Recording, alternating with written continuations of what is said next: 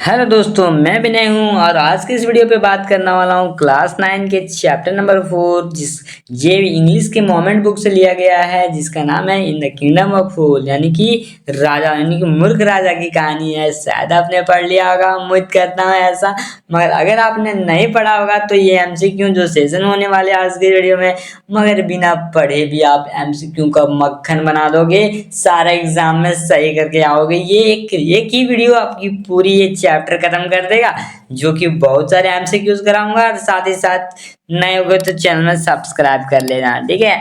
चलिए टाइम ना वेस्ट करते हुए शुरू करते हैं पहले क्वेश्चन से। पहला क्वेश्चन क्या कहना चाहता है, what does this story speak about. ये स्टोरी हमें क्या बताना चाहता है, राजा के यानी किंग के बारे में। King and there the mysteries, यानी कि किंग और वो सिपाही सेनापति के बारे में। King and the rule of police, king has been the silly master, या फिर ऑल। तो इसका correct answer option number C हो जाएगा, जो कि हमें ये बताना चाहता है कि किंगडम के रूल्स इन पुलिस किंग, यानी कि मूर्ख वाले राजा के बारे में सिली मिस्ट्री, यानी कि कहानी कुछ ऐसी है कि मूर्ख राजा, और इसमें कैरेक्टर गुरुजी और वे शिष्य है। आपने शायद पढ़ लिया होगा, नहीं पढ़ा होगा तो सारी क्वेश्चन को मैं साथ साथ समझाऊंगा और पूरी वीडियो को इंटरेस्ट बनाऊंगा, क्योंकि इंटरेस्टिंग नहीं रहेगा तो ये वीडियो देखने का मजा नहीं आएगा। क्योंकि कहानी है, कहानी बताते हुए चलूंगा, पूरी मजा आने वाला वीडियो में पूरा देखिएगा, ठीक है।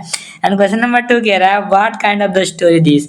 ये कहानी कैसी है, ये कहानी कैसी है, कौन सी कहानी, इन द किंगडम फॉल। याद रखना, क्योंकि हमें इस कहानी के बारे में थोड़ी पूरी जानकारी होनी चाहिए, जिससे कि हम अच्छे से क्वेश्चन सॉल्व कर सकें। या फॉल्क टेल है, या फिर मॉक टाइल है, या ये फिर हुमरियस है, या फिर सीरीज है। तो सीरीज तो हो नहीं सकता, क्योंकि यहाँ कोई मूवी चल रहा है, क्या सीरीज होगा।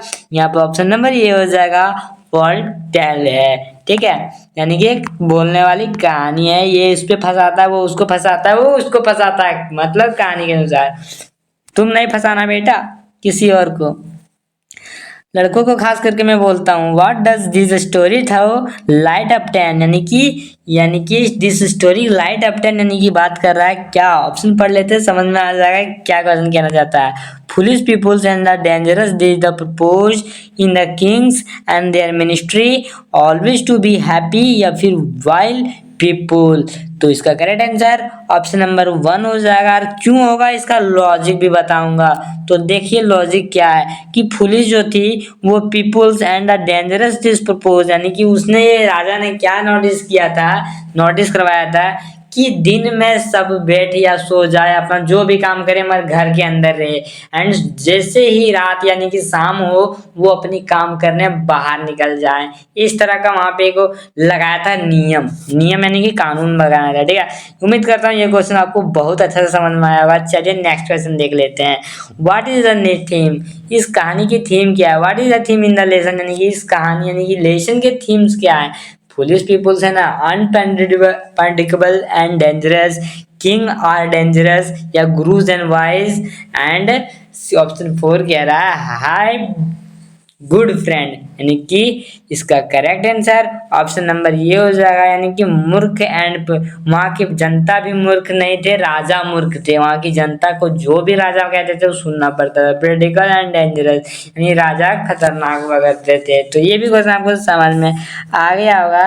चलिए नेक्स्ट क्वेश्चन देख लेते हैं। Why was the people in the kingdom called police, यानी कि वहाँ के पीपुल्स ने पुलिस क्यों कहना शुरू किया कर दिया था। Because they was follow to the रोडिकस and other passes to the other their kingdom, and because they was listen to the kingdom, because they was silly things, and because she was police, क्योंकि वह मूर्ख था। तो इसका correct answer option number A हो जाएगा, क्योंकि वो सभी राजाओं के, मतलब जैसे कि और भी जैसे कंट्रीज होती हैं उनसे अलग बनाने के लिए ऐसा नियम लगाया था कि तुम दिन को सोओगे और रात को काम करोगे। ये कहानी बता रहा है, कोई और नहीं बता रहा बेटा। और ये कौन बता रहा है पता है, इस कहानी का राइटर कौन है। अभी तक नहीं जाना है तो जल्दी से कमेंट में लिख दो अगर जानते हो तो, नहीं तो हमें बता ही दूंगा। इसका राइटर हो जाएगा आपका AK रामानुजन, जो कि इस कहानी को लिखे हुए हैं। तो उम्मीद करता हूँ आपको याद हो जाएगा ये राइटर का नाम। एंड क्वेश्चन नंबर 6 कह रहा है व्हाट इज द मीनिंग, यानी कि मैसेज ऑफ द स्टोरी, इस कहानी हमें क्या मैसेज देना चाहती है, ये पूछ रहा है हमें ये कहानी क्या बताना चाहती है या फिर क्या समझाना चाहती है। तो देख लेते हैं ऑप्शन क्या कहता है। Be wise and stay always the foolish peoples and listen to the king, या फिर kings are foolish and none. King क्या मतलब राजा मूर्ख होता है, ये तो हो नहीं सकता। राजा बहरा था, लिस्टन टू द किंग मतलब कह सकते बहरा नहीं, हमें राजा का ही सुनना चाहिए हर समय, ये भी नहीं हो सकता। And to be wise and stay the police, यानी कि पुलिस वाले जगह पे आपको अच्छे से स्टे करना है या फिर वहां से भाग ही जाना है, वहां पे रहना नहीं है, ये हमें मैसेज दे रहा है। नेक्स्ट क्वेश्चन देख लेते हैं। How did the guru save the peoples in the kingdom, यानी कि गुरु जी जो थे इस कहानी के अनुसार वो किंगडम को कैसे सेव करने की कोशिश कर रहे थे। तो floating the kingdom, make the kingdom believe, that's the new stake, well bring फॉर्चूनाइन एंड ऑप्शन 4 कह रहा है by the helping of kingdom, getting rapid of the foolish king is the silly mystery, या फिर ऑल ऑफ दिस। तो इसका correct answer option number D हो जाएगा। और क्यों होगा इसका लॉजिक है क्योंकि वह पूरी जो स्टेटमेंट जो भी ये कह रहा है ऑलरेडी राइट है, या फ्लोटिंग ऑफ द किंग था, मेकिंग ऑफ द बिलीव में था, एंड ये हेल्पिंग ऑफ किंगडम ये भी था। तो correct answer option number D का हो जाएगा। उम्मीद करता हूँ ये क्वेश्चन आपको समझ में आ गया होगा। चलिए नेक्स्ट क्वेश्चन देख लेते हैं क्या कह रहा है। हु वेयर द आइडियोट, यानी कि हु वेयर द आइडियोट, इसमें से आइडियोट कौन है। Kingdom and Kings and minister, ठीक है, पीपुल्स है या फिर गुरुज है या फिर ऑल ऑफ दीज। तो इसका करेक्ट आंसर ऑप्शन नंबर ये किंगडम और मिनिस्टर दोनों मूर्ख है। मूर्ख आइडियोट मतलब क्या होता है मूर्ख, मूर्ख कौन है आपको ये वर्ड याद करना पड़ेगा, ठीक है।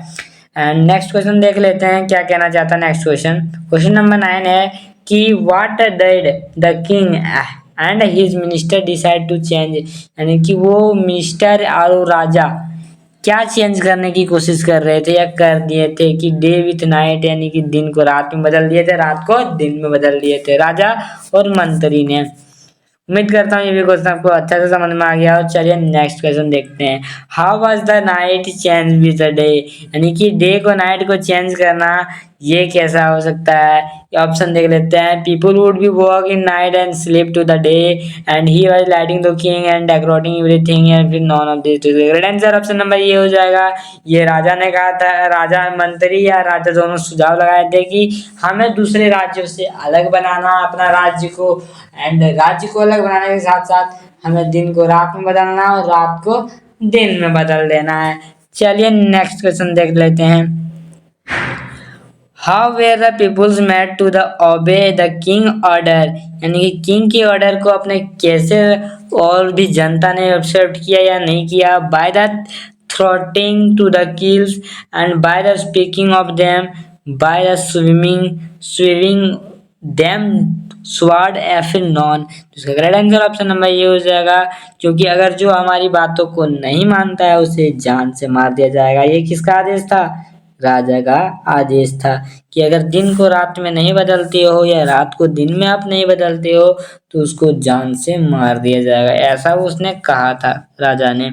एंड नेक्स्ट क्वेश्चन देख लेते हैं। हु विजिट द किंगडम, यानी कि कौन विजिट करने आए थे किंगडम के नगरी में। कौन थे वो, गुरु एंड शिष्य। जैसे कि कहानी में अपने जानते होंगे कि गुरु और शिष्य इनके किंगडम में विजिट करने आते हैं और वो देख के दंग हो जाते हैं, क्योंकि वो दिन के समय में आते हैं और दिन के समय में चूहा बिल्ली तक नहीं था बाहर में, सब अंदर घर के अंदर सोए हुए थे।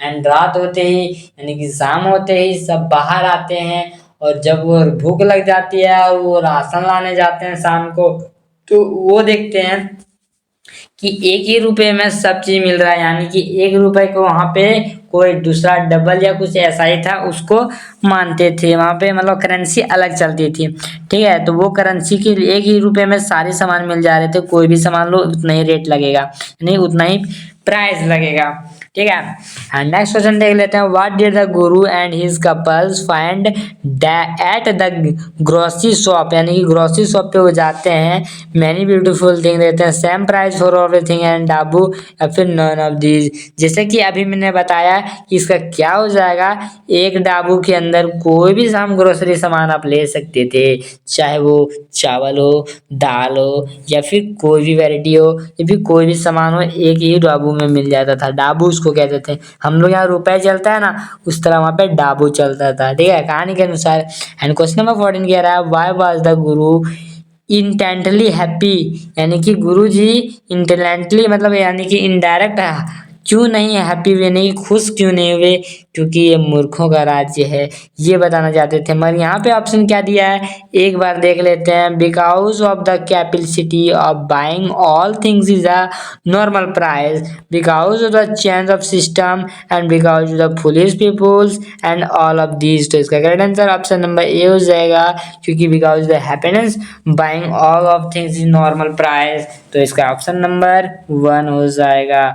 चलिए देख लेते हैं अगला क्वेश्चन क्या कह रहा है।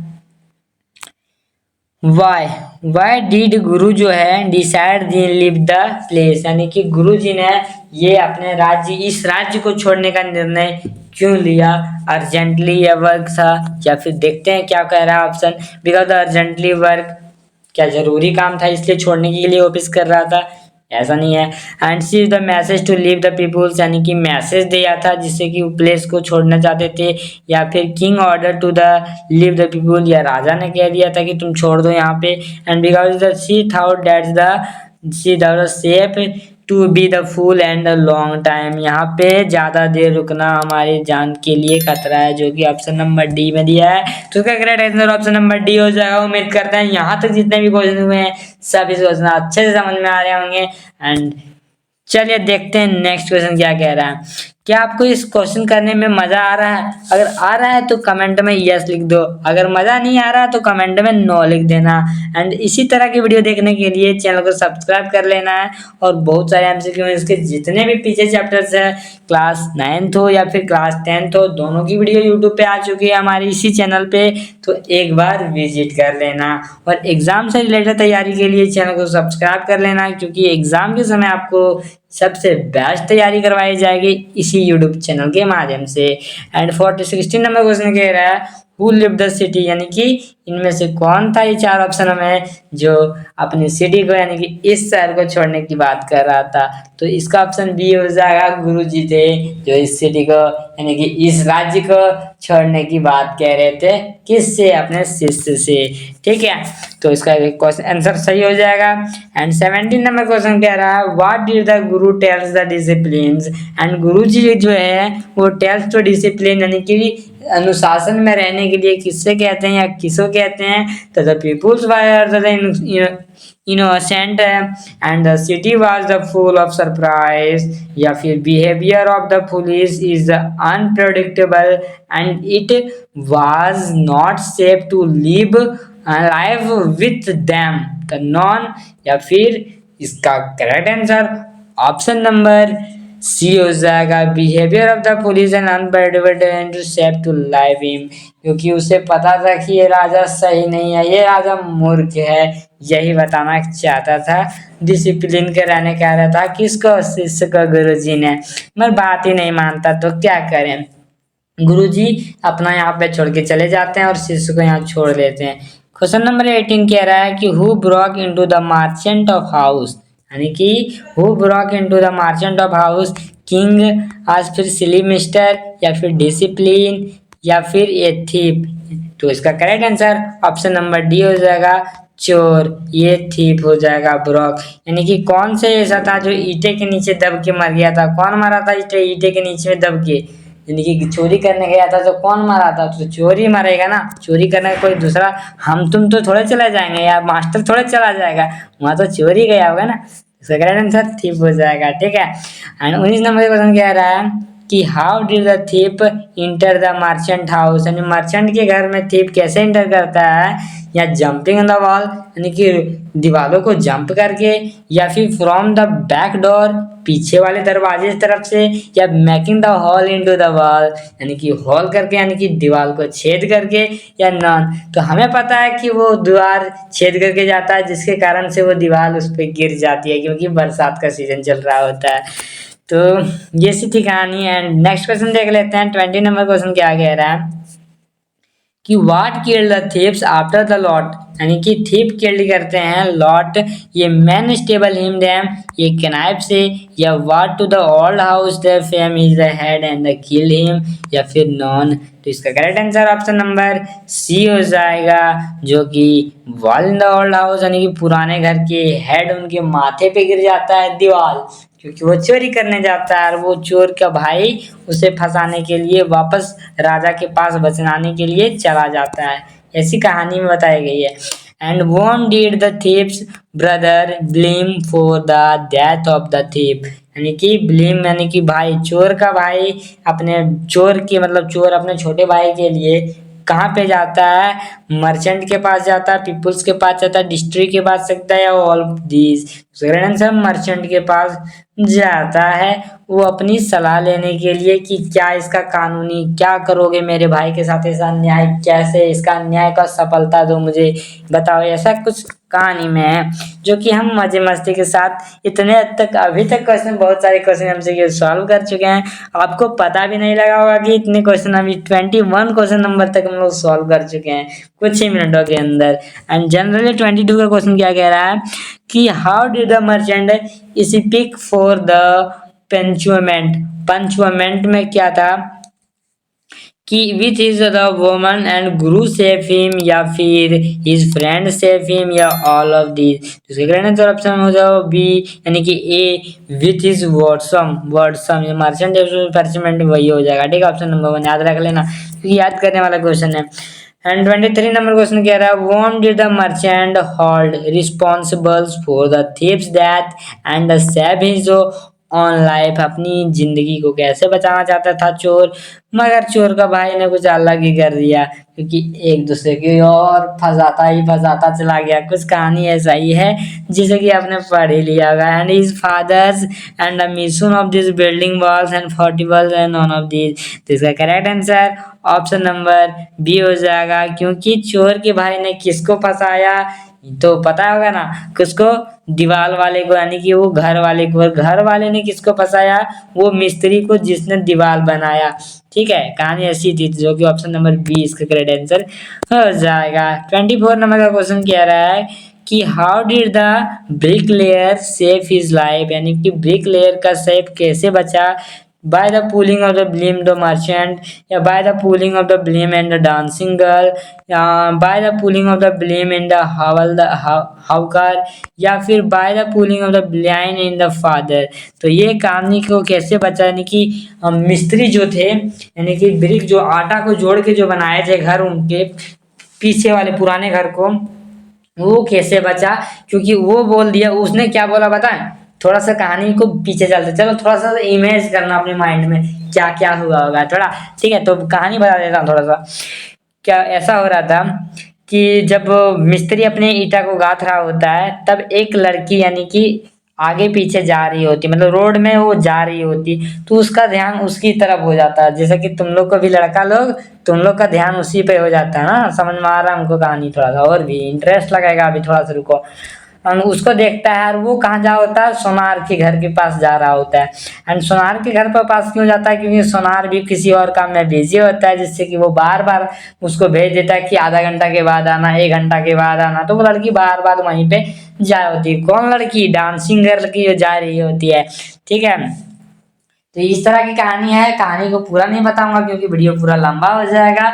चलिए नेक्स्ट क्वेश्चन देखते हैं, मगर तुम उस पर ध्यान मत देना बेटा, नहीं तो तुम भी जाएगा, तुम्हारा बोर्ड भी एग्जाम जाएगा। How did the dancing girl save his life, dancing girl की सेव हिज लाइफ, यानी कि ये कहानी को थोड़ा बोल रहा है और बता दो, क्योंकि कहानी लड़की पे आ चुकी है। अब लड़की क्या कहेगी बताओ, क्योंकि मुझे सोनार ने बार बार भेज रहा था, बोल रहा आधा घंटा बाद आना, आधा घंटा बाद आना, आधा घंटा बाद आना, 1 घंटा बाद आना, ऐसा सोनार जी ने कह रहा था। इसीलिए इसका आंसर ऑप्शन नंबर ए हो जाएगा, पुलिंग द ब्लाइम सोनार मिथ, यानी कि सोनार, गोल्ड मिथ का मतलब होता है सोनार। ठीक है, याद रख लेना।